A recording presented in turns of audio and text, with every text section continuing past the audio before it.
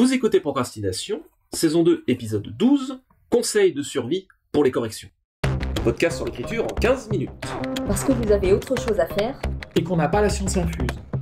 Avec les voix de Mélanie Fazi, Laurent Jeunefort et Lionel Debousse. C'est un immense sujet sur lequel on va certainement revenir, mais là, comme on l'a fait pour les personnages et pour les dialogues, on va débroussailler le sujet de manière générale avec, je dirais, le minimum absolu qu'on pourrait dire sur le sujet. C'est probablement celui qui nous a été en fait le plus demandé en plus de la part des auditeurs. Donc on l'avait promis, nous y sommes. Et en gros, la question c'est, j'ai fini un texte, mon texte, ma nouvelle, mon roman, ma décalogie. Qu'est-ce que je fais? Comment je le fais? Au secours. Alors, juste, il y a un truc qui m'a frappé. Donc j'étais à la convention mondiale de SF de Helsinki cet été et j'ai entendu des tas d'auteurs répéter et toujours dire la même chose, vraiment de tas de voix différentes. C'est vraiment quelque chose qui est très implanté dans le monde anglo-américain, c'est writing is rewriting. L'écriture, c'est réécrire. Je vois Laurent. Oui et non. Oui et non.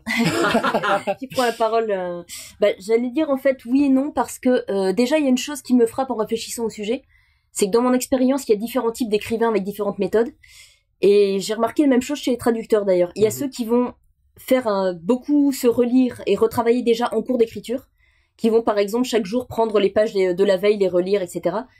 Et il y a ceux dont je fais partie qui ont besoin d'évacuer le plus vite possible le premier jet, de foncer. Et donc, dans ce deuxième cas, on a plus de travail de réécriture derrière. Sauf que avec l'expérience, je pense qu'on en a de moins en moins besoin. Mais je distingue ces deux cas de figure déjà.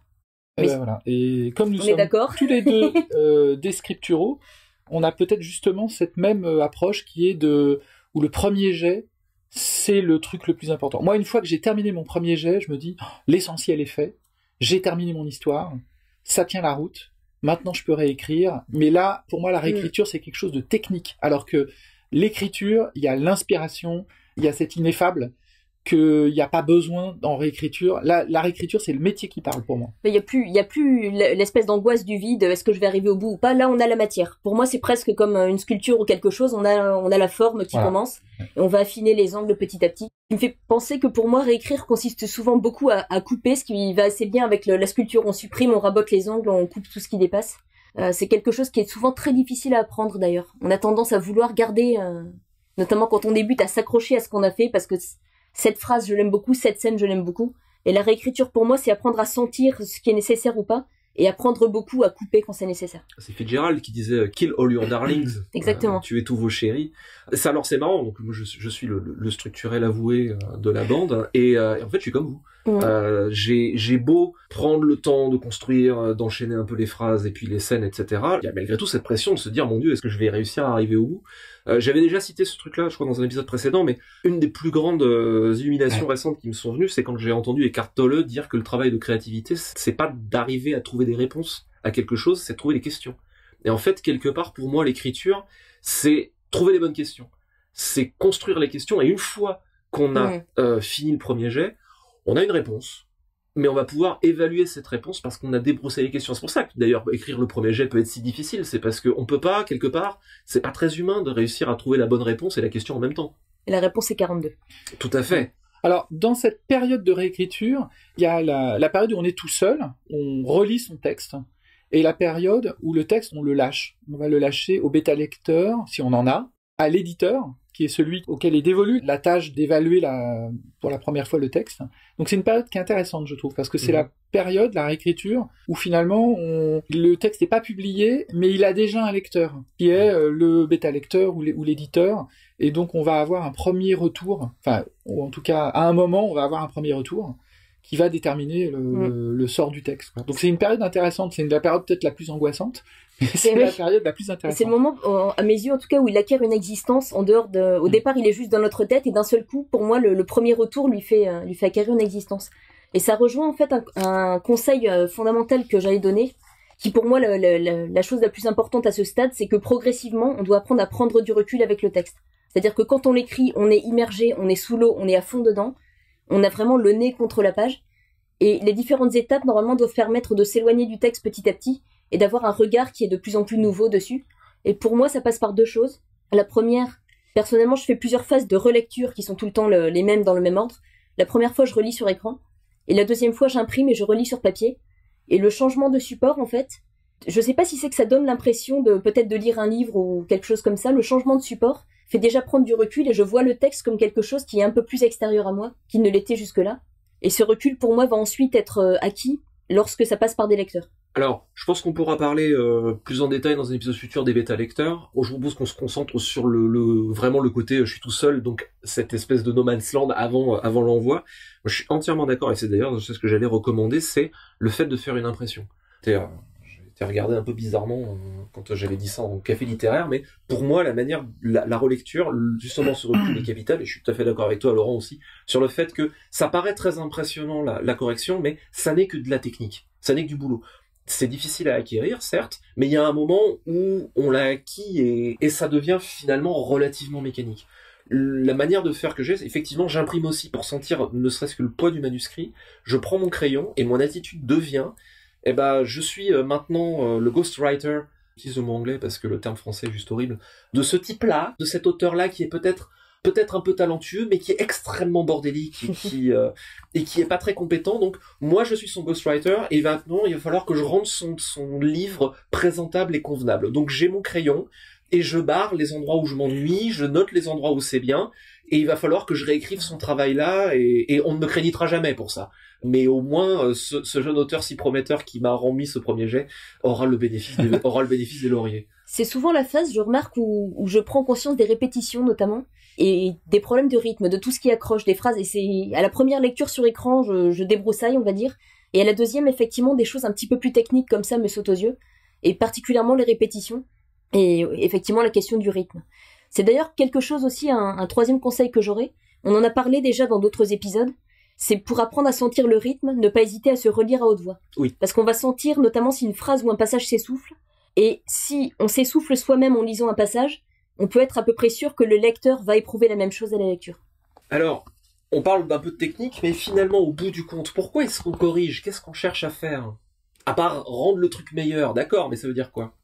La première chose qui me vient, c'est que on a parlé dans un autre épisode, il me semble, d'un signal qu'on essaie de transmettre et qui est un petit peu flou au départ parce qu'on tâtonne. Et par exemple, on va essayer de dire une chose et on va répéter 3 fois la même phrase dans des configurations différentes. Et à la relecture, on s'aperçoit que non, on cherche à dire une chose et on l'a dit 3 fois.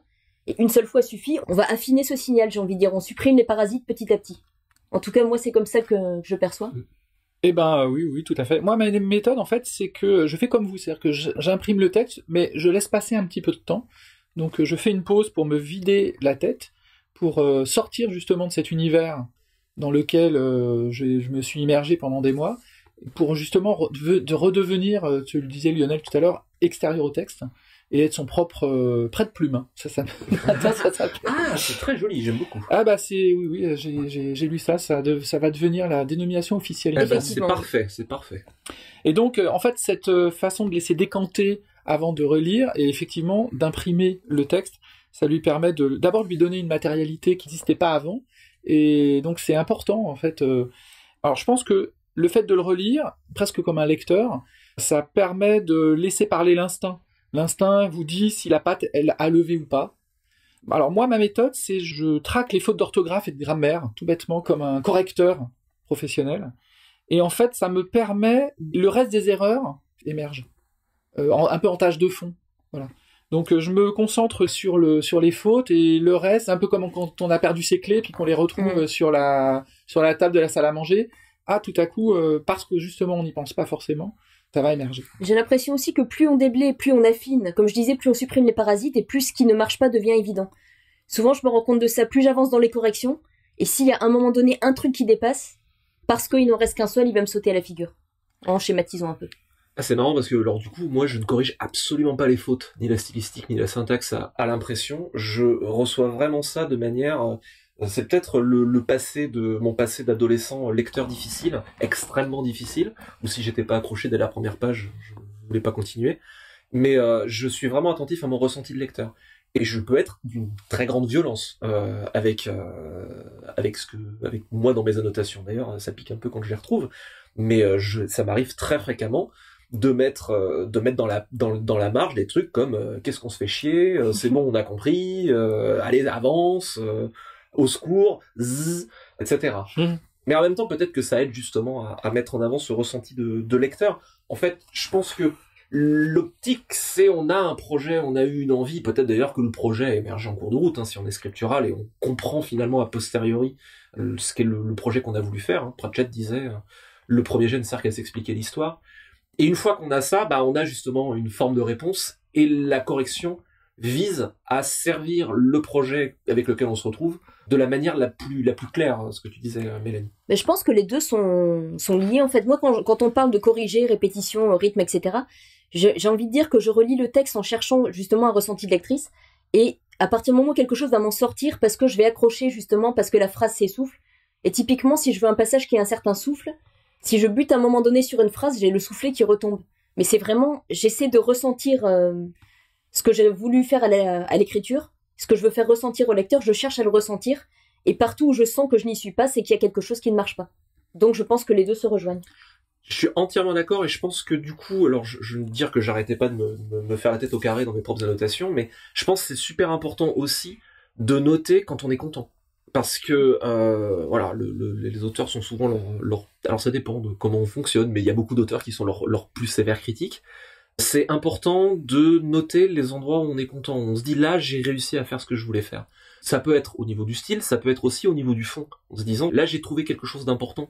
Et ça devient un peu des phares dans la nuit. C'est important de se le mettre en avant parce que, alors moi je fais une passe au papier et ensuite je corrige à l'ordi et voilà, avant d'envoyer au bêta lecteur. Ça me paraît important de se dire là, de noter à la lecture, parce que en plus ça permet de se remonter le moral quand on s'est fait la tête au carré pendant 20 pages, et de se dire aussi là j'ai touché quelque chose, j'ai touché ce que je voulais faire, et c'est ce que j'aimerais faire dans ce projet-là, c'est ça. Et voilà les intentions que j'avais, ce qui permet ensuite du coup d'arriver à mieux les servir. Complètement, oui. J'ai beaucoup parlé de coupure parce que moi c'est beaucoup inscrit dans ma manière de corriger. Mais il y a un certain nombre de textes, et notamment sur les romans, où on va sentir à la lecture qu'au contraire, il manque quelque chose. Soit la scène manque de chair, on a été un petit peu trop vite dans l'exécution, soit il manque des informations, soit des fois, par exemple, rajouter un dialogue parce qu'une scène est un peu trop, une description un peu trop dense, des choses comme ça. Il faut apprendre aussi à développer. Je pense un truc qui est parfois très impressionnant surtout quand on commence et qu'on fait ses premières armes et qu'on a besoin de tout apprendre en même temps. On apprend toujours tout en même temps, mais un truc qui me paraît souvent assez anxiogène dans les corrections, en tout cas que j'entends, c'est que il y a des tas de problèmes avec des échelles différentes dans un manuscrit. Il y a l'échelle macro qui est vraiment le scénario. Bon là mon scénario est parti sur un mauvais endroit, ou alors tel personnage il tient pas debout, etc.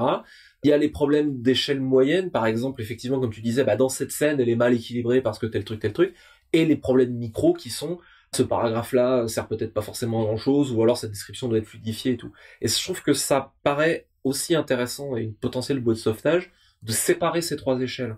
Quand je corrige un manuscrit, j'ai toujours le manuscrit que j'annote, et puis j'annote le style quand il m'ennuie, ou quand je trouve qu'il pourrait être plus efficace, mais j'ai aussi toujours deux fichiers à côté, un fichier d'échelle moyenne en disant scène par scène, en disant cette scène-là, il faut faire tel truc, et un fichier macro qui est sur l'ensemble du bouquin. Tel fil narratif, il faut voir ça. Et ensuite, quand je fais ma passe de correction, je regarde les trois échelles de manière à m'assurer de garder la cohérence aux trois niveaux de choses. Ça permet de séparer les trucs et de pas devenir dingue en se disant alors il faut que je pense que tel personnage il faut qu'il tienne plus debout parce qu'il faut que je change son passé de telle manière, et en même temps il faut que je corrige les fautes d'orthographe. C'est inhumain de devoir tout gérer en parallèle. Donc moi c'est une bouée de sauvetage que j'aurais tendance à recommander parce que ça permet de discriminer les problèmes dans chaque échelle qui leur correspond. Dans toutes les phases d'écriture, je dirais, de toute manière, c'est toujours moins intimidant de tout découper en petites parties, et particulièrement, je pense, dans les corrections, chaque phase a sa fonction par rapport à ça, oui. Bien, on arrive au bout du temps imparti, une petite citation pour terminer. Alors, une longue citation de Georges Perec, qui nous dit « Recopier, relire, jeter, réécrire, classer, retrouver, attendre que ça vienne, essayer d'arracher quelque chose qui aura toujours l'air d'être un barbouillis inconsistant, quelque chose qui ressemblera à un texte, y arriver, ne pas y arriver, sourire, parfois. » C'était Procrastination, merci de nous avoir suivis. Maintenant, assez procrastiné, allez écrire ou corriger, fonction de là où vous en êtes.